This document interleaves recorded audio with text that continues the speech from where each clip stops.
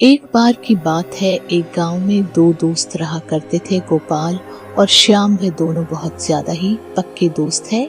एक दिन की बात है, गोपाल और श्याम दोनों दोस्त मिलकर एक भैंस खरीद कर लेकर आते हैं। शुरुआत में तो दोनों की भैंस बहुत अच्छा दूध देती थी, फिर कुछ दिन बाद श्याम की भैंस बहुत ज्यादा ही कम दूध लेने लगी। अब काली दोनों टाइम की जगह टाइम ही दूध देने लगी। इस कारण श्याम बहुत ज्यादा ही परेशान हो जाता है और वह काली से बहुत गुस्सा हो जाता है। एक दिन की बात है, श्याम को काली पर बहुत ज्यादा ही गुस्सा आ रहा था, तो वह श्याम काली के पास जाता है तो और उसे बहुत मारता है, क्योंकि काली ने आज बिल्कुल भी दूध नहीं दिया था। फिर शाम को वह काली को चारा भी नहीं डालता है। इस कारण काली भूखी ही रहती है। रात हो चुकी थी। रात को धीमी धीमी ठंडी ठंडी हवाएं चल रही थी। थोड़ी देर बाद वहां पर बारिश स्टार्ट हो जाती है, पर श्याम अपनी भैंस को घर के अंदर नहीं लेता है।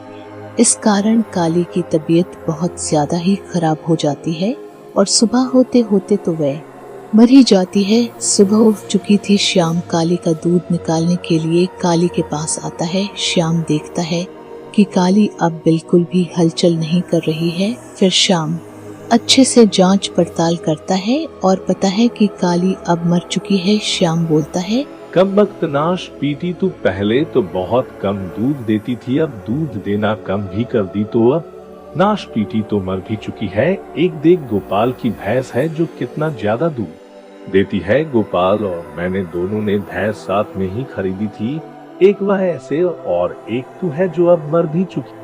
फिर श्याम काली को कुछ जनों को बोलकर जंगल में फिकवा देता है। काली की आत्मा को शांति न मिलने के कारण वह एक चुड़ैल में बदल जाती है।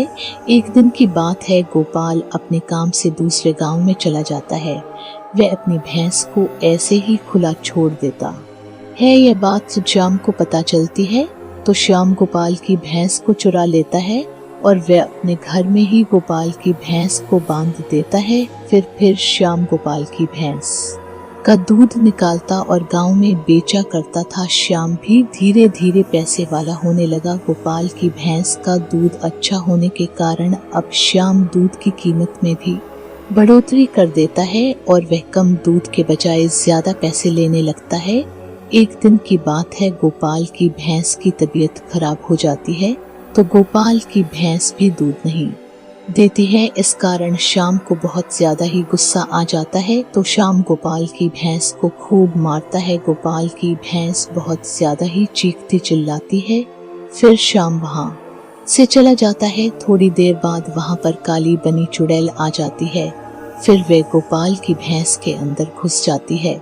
अब गोपाल की भैंस एक भूतिया भैंस में बदल चुकी थी। थोड़ी देर में सुबह हो जाती है। श्याम भैंस का दूध निकालने के लिए भैंस के तबेले में आ जाता है। फिर श्याम दूध निकालता है तो श्याम देखता है कि दूध बजाय वह भैंस का खून निकल रहा है। ये देखकर श्याम बहुत ज्यादा ही घबरा जाता है और श्याम की दिल की धड़कन बढ़ने लगती है। फिर वहाँ पर वह चुड़ैल आ जाती है। चुड़ैल बोलती है, तुमने मेरे ऊपर बहुत ज्यादा ही अत्याचार किया है। तुमने मुझे ना तो खाने को दिया, मैं बीमार थी तो ना तूने मुझे दवा दारू दी। अब मैं तुझे नहीं छोड़ूंगी। अब तू अपने दोस्त को भी ऐसे ही मारना चाहता है। श्याम अपने सामने एक चुड़ैल को देखकर घबरा जाता है कि यहाँ पर वह चुड़ैल कहाँ से आ गई। श्याम को समझ में आ जाता है कि ये और कोई नहीं, मेरी काली ही है। श्याम बोलता है कि है मुझे माफ कर दो, अब मैं इस भैंस को नहीं मारूंगा और मैं इसे वेद जी के पास दिखाने को लेकर जाऊंगा। चुड़ैल को श्याम पर दया आ जाती है और वह श्याम को माफ कर देती है और वहाँ से चली जाती है।